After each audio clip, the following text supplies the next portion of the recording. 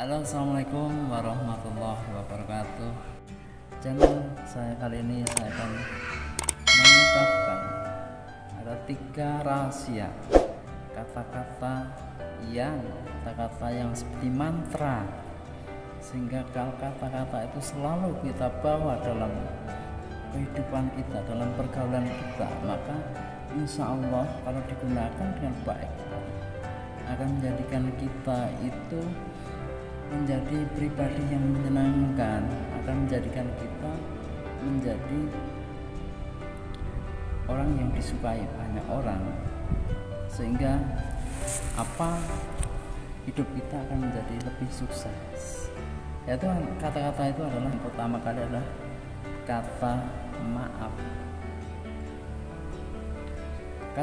Kalau kita mengungkapkan kata maaf, berarti kita ada pengakuan terhadap diri kita bahwa kita itu melakukan kesalahan ataupun melakukan hal yang membuat orang lain gak nyaman. Itu berarti kita itu orang yang gentle, kita orang yang baik, orang yang mengakui kesalahannya sendiri dan memberikan kebenaran pada lawan bicara kita. Sehingga kata maaf itu akan sangat penting sekali apabila kita melakukan suatu kesalahan atau kita mengecewakan orang lain, sehingga kata maaf itu akan sangat penting. Contohnya saja dalam kehidupan sehari-hari, misalnya kita janjian bertemu dengan klien atau bertemu dengan kekasih atau bertemu dengan teman, kita janjian sudah jam 9, kemudian kita sudah jam 9 lewat kita belum datang, atau teman yang kita tunggu belum datang, kira-kira bagaimana perasaannya? Saya yakin yang nunggu, teman yang nunggu itu akan bilang, ini orang gimana sih, orang gak on time banget sih, katanya jam 9, ini sudah jam 9:04, saya sudah menghabiskan sekian banyak waktu, saya tadi sudah datang awal menyiapkan semuanya, saya tuh merasa ini adalah suatu pertemuan penting. Mengapa dia belum datang? Jangan-jangan mereka nggak datang, jangan-jangan saya bukan orang yang penting. Jadi satu kesalahan terlambat sedikit saja itu di hati orang lain bisa berkecamuk 1000 pertanyaan yang jelek, yang tidak baik tentang kita, sehingga hal itu akan merusak suasana. Tapi begitu Anda datang terlambat 1/4 jam, kemudian begitu Anda datang, Anda mengakui kesalahan saya, mohon maaf saya datang terlambat, saya sebenarnya sudah datang tadi cepat, tapi kebetulan saya tadi di jalan bannya bocor, kemudian saya harus mengganti ban sehingga saya menjadikan terlambat. Saya mohon maaf, saya mengaku salah, dan insya Allah untuk besok lagi saya akan datang lebih awal. Dan saya mohon maaf Anda menunggu lama, kamu menunggu lama untuk saya, dan terima kasih kamu menunggu, sabar menunggu dengan kira-kira gimana? Kira-kira yang tadinya pengen menutupinya setelah diungkapkan dengan kata maaf, dengan alasan yang tepat dan alasan yang tidak dibuat-buat, dan adanya pengakuan kesalahan, saya yakin nggak jadi marah, mungkin justru malah, oh iya kasihan sekali ya, saya nggak tahu mengapa kamu nggak nelpon, kalau kamu tadi gini-gini sehingga saya bisa membantu kamu, atau bagaimana. Itu malah sih kesalahan kita malah bisa menjadikan dia iba pada kita. Itu hanya dengan kata maaf. Itulah salah satu kata ajaib tentang kata maaf. Kemudian yang kedua adalah kata tolong. Dalam hidup kita itu nggak mungkin kita melakukan segala sesuatunya sendiri. Kita selalu butuh orang lain. Sehebat apapun, sekaya apapun, sekuat apapun, kita selalu butuh orang lain. Maka kalau kita memerintahkan orang lain, menyuruh orang lain dengan kata-kata yang menyakitkan, maka bisa jadi diperintah maaf, karena mungkin mereka adalah bawahan kita, sehingga dia nggak berdaya untuk menolak apa yang kita perintahkan. tapi di hati kecilnya itu kadang dia merasa terpaksa, atau kadang merasa tidak ikhlas, atau merasa setengah hati dalam melakukannya. Kalau kita memerintahkannya dengan kata-kata yang tidak elegan, tidak sopan. Tapi beda kalau kita itu melakukan minta tolong pada orang lain dengan cara yang baik. Saya minta tolong karena keterbatasan kemampuan saya dibantu dikejar ini untuk menyelesaikan proposal ini.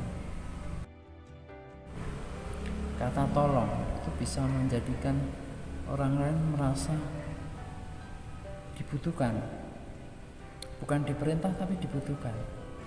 Kalau kita menyuruhnya dengan kata tolong, itu kita itu mengakui bahwa kita nggak mampu sehingga mohon pertolongan orang lain, dan orang lain tuh dibutuhkan, bukan diperintah.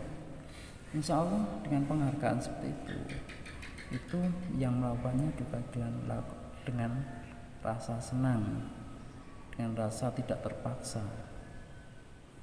Dan kadang mereka melakukannya dengan senang hati dan justru merasa bangga ketika dimintai tolong. Oh, ternyata si A itu seorang yang luar biasa, udah pintar, udah apa, tapi minta tolong pada saya untuk mengerjakan ini.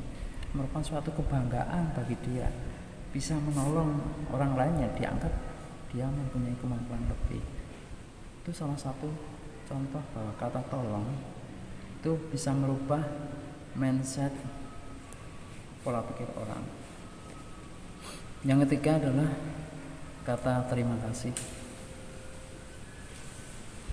Kata terima kasih adalah sebagai ungkapan dari rasa syukur, rasa senang, rasa bahwa apa yang dilakukan orang lain itu berkenan di hati kita, atau diakui bahwa yang dilakukan orang lain terhadap kita itu memang dibutuhkan oleh kita, dan kita merasa terbantu oleh dia.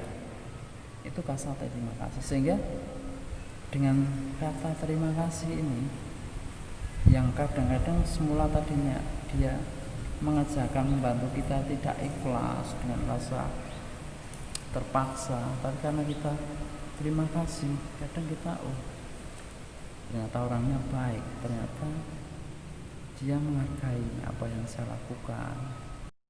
Sehingga kata terima kasih adalah suatu termasuk 3 kata yang ajaib, bisa merubah mindset orang dalam menilai orang lain.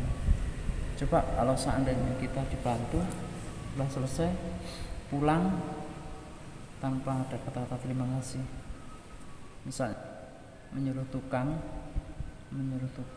bersih-bersih apa, setelah selesai lalu ini upahnya, udah kayak gitu, ini upahnya berikan tanpa kita mengucapkan terima kasih, maka akan sangat berbeda. Seolah-olah harga dirinya hanya dihargai sejumlah upah itu, dia merasa harga dirinya tertohok. Tapi kalau kita mengucapkan terima kasih ya Mang, sudah dibantu membersihkan rumah, dan ini hanya sekedar untuk beli apa, silahkan, saya terima kasih sudah dibantu dan menjadikan rumah saya menjadi bersih lagi.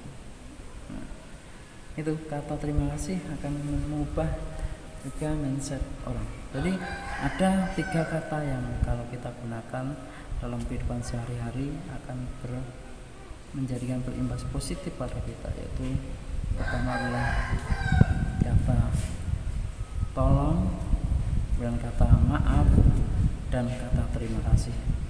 Marilah kita selalu menggunakan bahasa yang santun, yang tidak merendahkan orang lain, yang selalu menghargai orang lain, agar kita juga dihargai, agar kita juga merasa diri kita itu selalu bermanfaat bagi orang lain. Masih inilah video saya, semoga video saya bermanfaat bagi Anda semuanya. Masih, wassalamualaikum warahmatullahi wabarakatuh. Cus.